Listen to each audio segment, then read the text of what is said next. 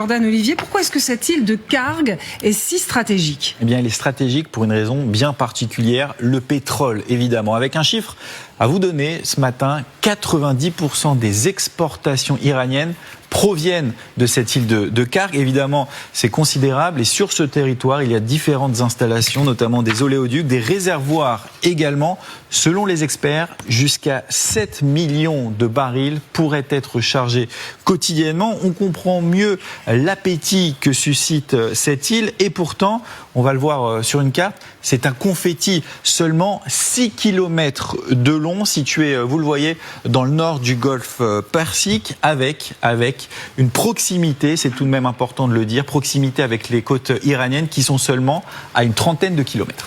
Ça faisait plusieurs jours, Jordan, que cette attaque elle avait été envisagée par les Américains. Oui, c'est ce que nous explique le média américain Axios, toujours très bien informé, qui cite de hauts responsables américains proches de la Maison-Blanche. Les États-Unis, en fait, depuis plusieurs jours, envisageaient différents scénarios. Le premier scénario, c'était une attaque terrestre, avec des hommes envoyés directement sur le terrain. Vous le voyez derrière moi. Et puis, la deuxième possibilité, c'est ce qui s'est passé, vous l'aurez compris, dans la nuit, des bombardements. Alors, c'est vrai, les bombardements, c'est la première étape. Peut-être en attendant une seconde étape avec l'apparition de GI directement sur le terrain. Même si c'est vrai que Donald Trump, qui lui a pris la parole via son réseau social cette nuit, a dit que ce sont simplement pour le moment des installations pétrolières qui ont été visées, mais il menace, pourquoi pas, d'anéantir désormais les infrastructures pétrolière et dans ce cas la réplique serait immédiate, réplique de la part de l'Iran évidemment avec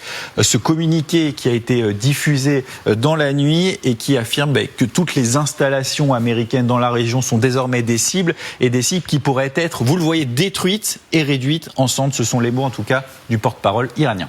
Alors pour l'instant, l'Iran donc affirme qu'il n'y a aucun site pétrolier ou aucune installation pétrolière qui a été touchée. Mais c'est vrai que si elles étaient touchées, ce serait s'attaquer au cœur de l'économie iranienne. Oui, et ça, Donald Trump l'a bien compris. Les mollahs comptent sur le pétrole de cette île pour financer la guerre, s'attaquer à ses revenus, c'est donc porter un coup certain, vous le disiez, à cette économie iranienne, mais l'impact serait mondial finalement, car l'Iran fournit beaucoup de brut à un mastodonte, la Chine évidemment. Neutraliser les installations donc de Kharg, cela permettrait dans un premier temps de faire flamber le prix de ce brut, et ça évidemment ce n'est pas forcément souhaitable pour les marchés, et puis ce serait risqué également de créer des tensions avec Xi Jinping, alors que Donald Trump, justement, doit rencontrer le président chinois dans les prochaines semaines.